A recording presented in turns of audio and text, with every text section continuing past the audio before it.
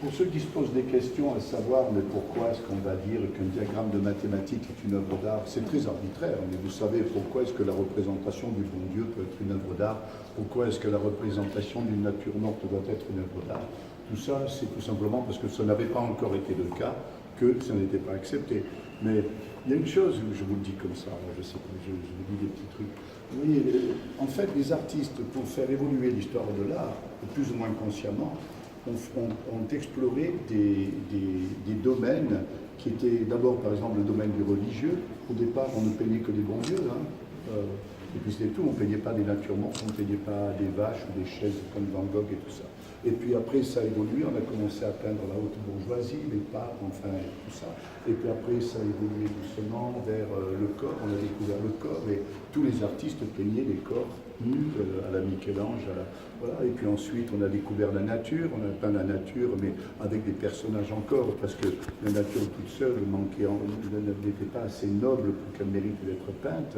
Je ne cite même pas les noms. Ensuite, ça y est, alors tout à coup, la nature avec les impressionnistes est un sujet de recherche possible, donc on se met à travailler sur la nature, et puis après on croit que l'histoire de l'art s'arrête avec Courbet ou avec les impressionnistes, et puis non, on a tout à coup un bond en avant avec l'abstraction, et ainsi de suite. Chaque fois, il y a des disciplines comme ça qui sont... Et moi, c'est tout à fait, je n'ai pas dit un jour, tiens, on n'a pas fait les mathématiques, je vais faire les mathématiques. Donc tout ça est arrivé d'une manière tout à fait intuitive. Comme vous avez vu tout à l'heure un petit cube par terre et que vous avez vu le plan d'un tube, en fait, c'était uniquement parce que je venais de prendre une gifle devant les artistes américains qui étaient beaucoup plus radicaux que moi. Je faisais encore des reliefs en carton, mais faits à la main, je clouais comme ça, mais je peignais quand même avec des lacs industriels, avec l'idée qu'on devait repeindre le tableau. Donc déjà, cette distance, vous voyez, le possesseur d'un tableau de moi, un carton de l'époque, est obligé de repeindre le tableau idéalement d'une couleur différente, autrement, ça n'est plus un tableau de moi.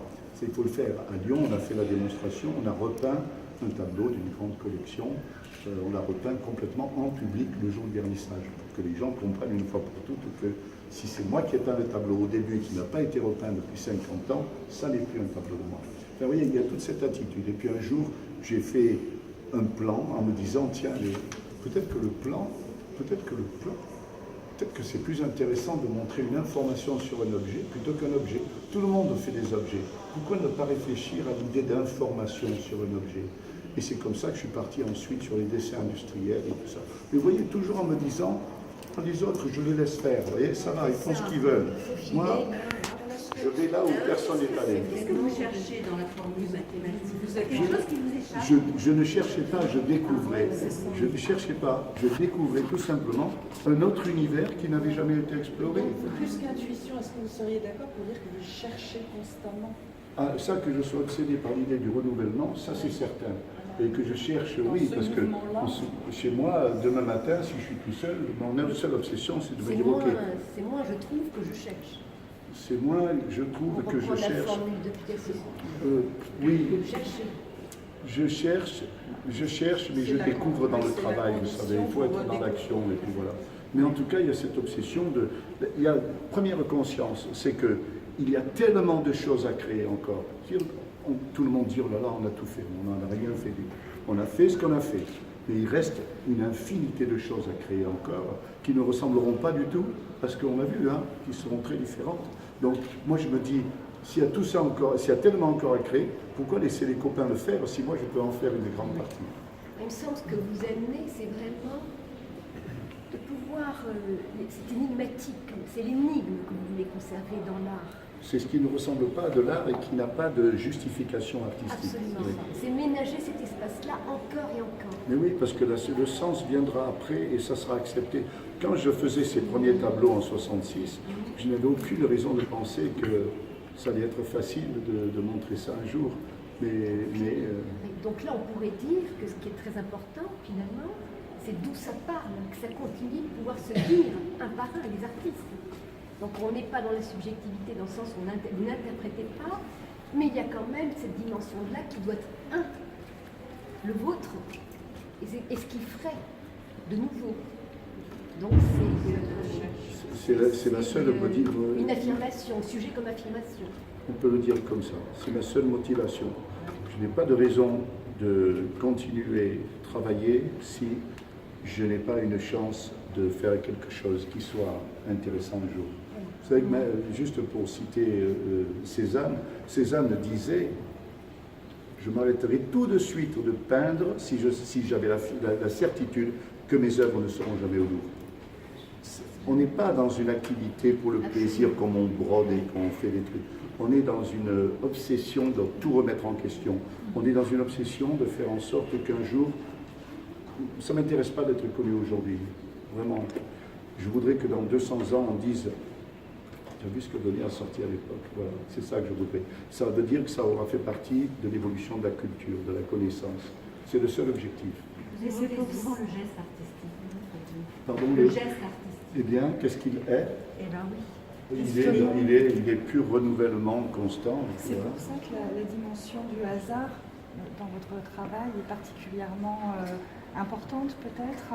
L'accident, le hasard, le fait de... Ah, dans les nouvelles pièces, oui. Oui, voilà, oui. je pensais... Oui, mais c'est une définition nouvelle. C'est tout simplement le hasard, je le laisse intervenir parce que je me suis dit un jour, je suis en train de m'apercevoir que le meilleur de ma sculpture aujourd'hui, ce qui pourrait être considéré comme le meilleur, c'est ces effondrements, ces accidents, des choses que je ne maîtrise pas du tout, parce que dans la sculpture, jusqu'à maintenant, les artistes maîtrisent toujours.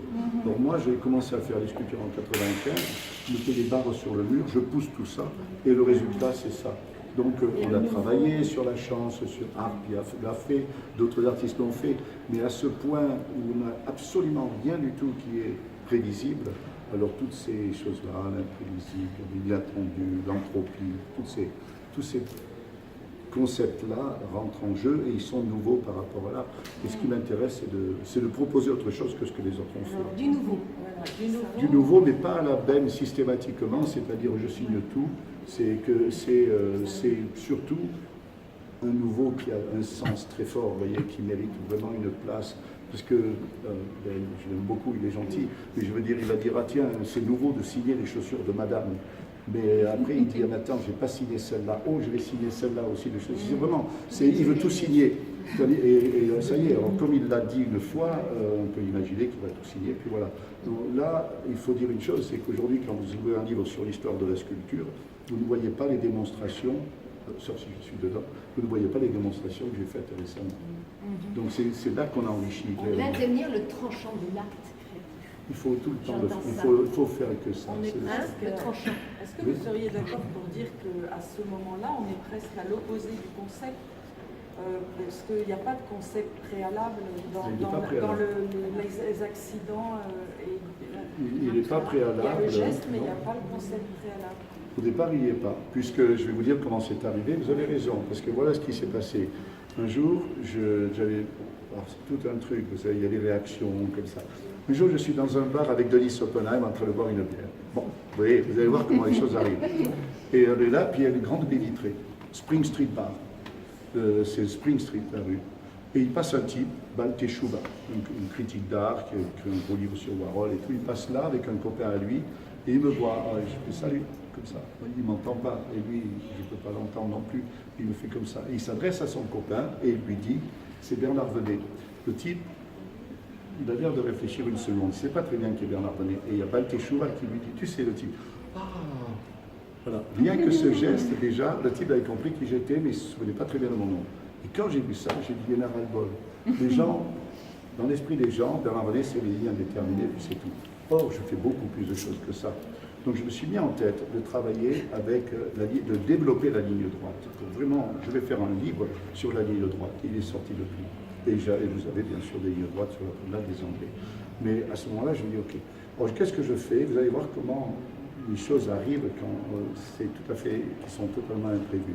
Je fais une maquette, une grande maquette, comme une galerie. Je peins le sol en gris, je fais des murs blancs, je fais un toit, et je fais des petites sculptures grandes comme ça, avec des lignes droites que je mets sur les murs comme ça. Et puis je fais des photos. Je fais toujours ça parce que ça me permet de visualiser à quoi ça ressemblera quand ça sera en très grand. Donc je me mets très bas, je fais des photos, très bien. Et à un moment, je fais comme ça et je fais tomber toutes les barres de la table. Alors bien entendu, je dis merde. Mais tout à coup, je regarde et je me dis: oh, Non, mais attends, il y a quelque chose là. C'est un peu comme un tas, c'est un peu comme le tas de charbon. Pourquoi je ne ferais pas des trucs comme ça? Ah non, ça ne va pas du tout. Non, non, on ne peut pas mélanger le désordre et l'ordre des lignes droites, c'est pas possible. Mais pourquoi on ne peut pas? Pourquoi on n'associerait pas les deux pour essayer de créer autre chose? Hop. Et c'est comme ça que l'idée de faire tomber les barres est arrivée. Vous voyez, je ne cherchais pas, c'est tout à fait imprévisible. Et donc je n'avais pas la définition avant. La définition est venue après, grâce à Edgar Morin d'ailleurs, qui est un théoricien que j'admire tellement. Et vous êtes poussé comme ça à faire en sorte que les barres tombent. Oui.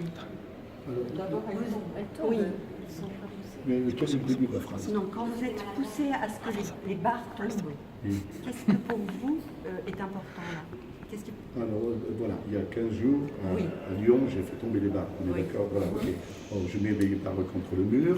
J'ai d'abord une trouille terrible parce qu'il y a 3 tonnes qui vont tomber d'un seul coup. Je ne veux pas que ça va. Mais je pousse, tout tombe.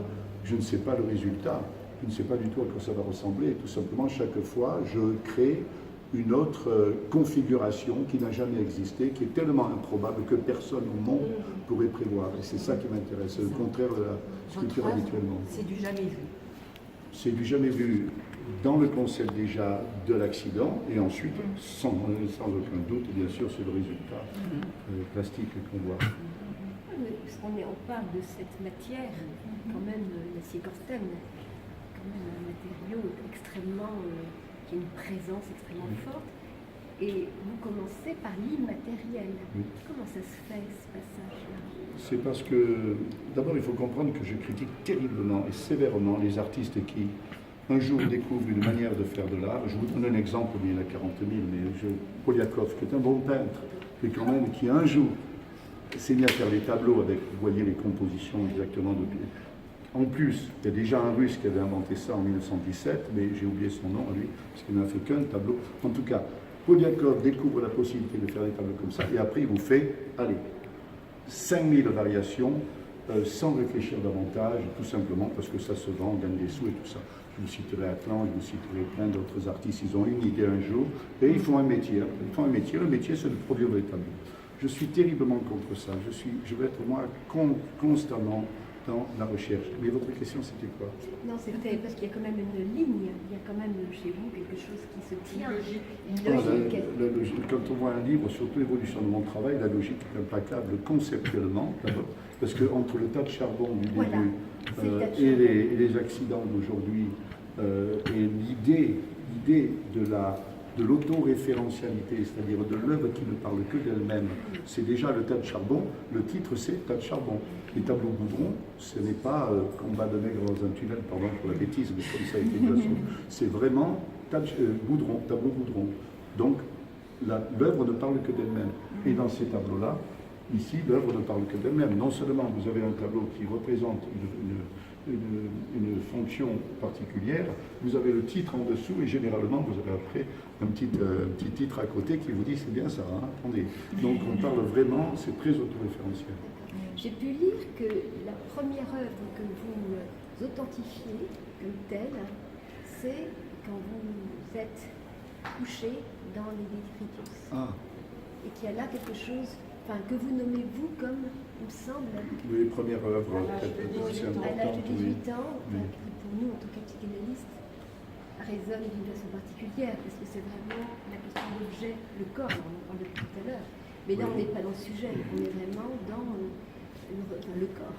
Oui, c'est vrai. Qui se met là, désidéalisé, et qui se met dans les détritus. C'est vrai. Alors on a aussi dit que j'allais partir à la guerre d'Algérie 3 mois plus tard, vous savez, non mais l'interprétation est tellement libre et tellement vaste. Moi ce que je faisais ce jour-là, je ne pensais pas vraiment au corps, enfin j'y pensais si, parce que voilà, j'étais en train de faire dans mon atelier des tableaux qui étaient des déchets, hein, j'appelais ça des déchets. Pourquoi je faisais des tableaux que j'appelais déchets? Parce que je voulais faire un art qui était anti-bourgeois, anti-bon goût, anti-à la mode, anti-commercial, anti-tout. Allez, hop là, allez. Je ne vous dirai pas ce que je faisais dessus, ça intéresserait les psychanalystes, mais je vous laisse le deviner. Mais en tout cas, j'ai uriné sur mes tableaux, j'ai même mis des déchets, matière fécale et tout sur ces tableaux. Et j'adorais l'idée qu'un jour, peut-être, j'en rêvais, ça serait dans un musée et que les gens diraient oh, Ça, c'est une pièce formidable. C'est une œuvre formidable. Si vous allez à Lyon et que vous regardez les tableaux, ils tiennent vachement bien le coup. Mais en tout cas, il y avait eu tous ces petits trucs-là. Alors, je faisais ces tableaux que j'appelais déchets. Et un jour, bon, il s'est passé un truc, j'ai eu un coup d'inspiration très fort. Et j'ai dit à un copain, viens de faire des photos, je vais aller bien au-delà encore, je vais me coucher dans les ordures parce que c'est le sujet, je ne veux pas faire quelque chose de... Vous savez, il y a des gens qui font des trucs avec la dorure en or, avec des couleurs séduisantes et tout, je voulais faire le contraire. Donc me coucher dans les ordures, mettre mon corps dans les ordures, c'était encore une fois. Alors j'étais très influencé par Yves Klein, non pas sur ses concepts, mais sur son attitude. J'aimais beaucoup chez Yves Klein le fait qu'il ne faisait pas que des tableaux, il faisait aussi des conférences, il faisait de la musique, il faisait des performances, il sautait en l'air. Et moi je me disais pourquoi ne pas faire aussi des gestes comme ça aussi radicaux. Et donc je faisais ça. C'était tout à fait directement lié à mes œuvres picturales. D'ailleurs je faisais aussi des compositions musicales à ce moment-là. Mais alors pour faire l'équivalent de ça, parce que je faisais parallèlement des tableaux avec du carton, et je faisais aussi en même temps ces tableaux avec du goudron, le goudron que j'ai découvert sur la falaise. Donc des tableaux complètement recouverts de noir. Et l'équivalent pour moi, musicalement, qu'est-ce que c'était? C'était de prendre une brouette, la brouette de l'arme, de mettre un magnétophone dessus, de marcher sur du gravier pendant 10 minutes, et j'ai fait après un disque qui a duré une heure, comme ça. Voilà. Mais c'était un principe d'équivalence. C'est marrant parce qu'hier j'ai écouté à la radio un truc sur Einstein et il avait aussi un principe d'équivalence. Vous voyez, comme quoi les grands esprits se retrouvent. Merci. Le tout début, alors, c'était les détritus, les déchets. Oui. Avant ça, il y avait des tableaux que j'appelais d'une période symbolique qui vous intéresserait. J'étais souvent mis en scène, on le voit dans des... Il y en a un dans ce livre d'ailleurs, oui. Il y en a un qui s'appelle « La vie est une permission de la mort », où je ne sais pas, soit comme ça, vous avez un personnage très stylisé, voilà. Et vous avez ça qui est, attendez, je me rappelle bien, il est dans de l'or. Autour, il y a du noir, et après, il y a du rouge, je crois. Alors, c'était très symbolique. J'étais un peu influencé, disons, visuellement par Paul Klee, mais plus avec ces choses-là. Mais des tableaux précédents, oui. Et vous voyez, moi j'étais comme ça, en rouge, comme quelque chose de très important. J'étais dans l'or parce que j'étais dans la gloire, mais après il y avait le noir absolu qui était l'éternité. Donc la vie est une permission de la mort. On est surtout mort, puis tout à coup on a une permission, comme ça, dans l'histoire de la matière, on a une petite permission et on est là. Alors donc c'était tout ce noir, mais autour il y avait à nouveau de l'or parce qu'un jour, je durerai. Ça, j'avais 17 ans. L'artiste peut sortir de la sublimation.